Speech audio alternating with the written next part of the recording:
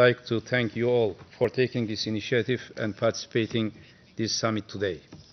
We are going through a historic process, and today is a historic day in our relations.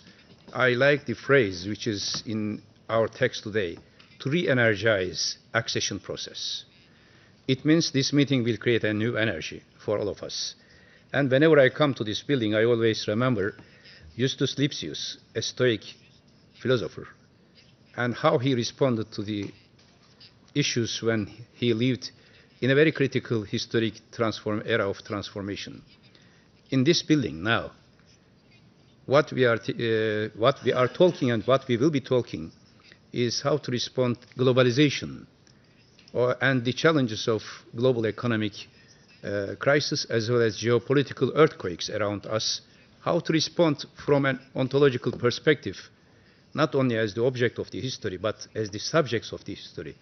As the leaders of Europe, our continent, our common home, it is right time to discuss, to share our views on Turkish-EU relations, and it is right time to have a common stand and solidarity against the challenges which we are facing together, like what happened in Ankara and in Paris recently in last 1 month, one and a half month, showed us that the challenges in front of us are common. And it shows as well that if there is no solidarity between us, there cannot be any solution to any crisis. And I am sure this meeting today will be followed not only by our nations, but also by the neighborhood of Europe, which is being shaken by geopolitical tensions, sectarianism, radicalism, which wants to see a hope for the future for themselves, as well as by global community.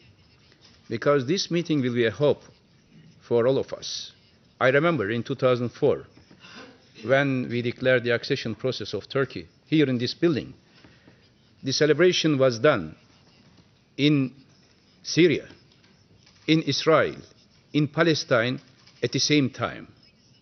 All of them were happy that one day Turkey would be member of EU, because they knew very well that being neighbor to EU, being neighbor to Turkey as a member of EU is an asset for them.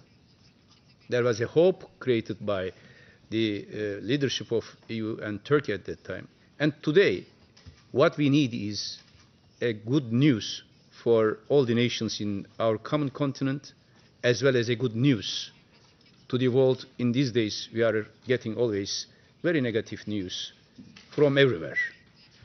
This meeting itself is not just to discuss the issue of migration, which is very important for all of us from humanitarian and strategic perspective, but also how to re-energize this great ideal of uniting EU with Turkish potential to respond to economic crisis as well as geopolitical problems around us. I am happy to be here with you today and grateful to you, Mr. President, to Mr. Juncker, to Commission, to all of our teams who work very hard to make this meeting possible. And I am especially grateful to all of you, and especially I want to say to President Holland, despite of several difficult days and despite of the summit tomorrow in Paris, he is with us today, and thank you very much, Mr. President. It shows how all of you as the family see Turkey as a member of the family, and how to see the future of Turkey. I am grateful to all of you, and I congratulate the new colleagues as well, starting the new mission like me, as I have been Prime Minister for more than a year, but after the electoral victory, which is, I want to say, proudly I'm saying, we had 85% turnover and 97.5% representation in the Parliament. And I am here in front of you as someone who got 49.5%, which is quite a record. Yesterday I was in the Parliament, which is really, I am again very proud. Despite of all the events around us, almost 6-7 countries are collapsing.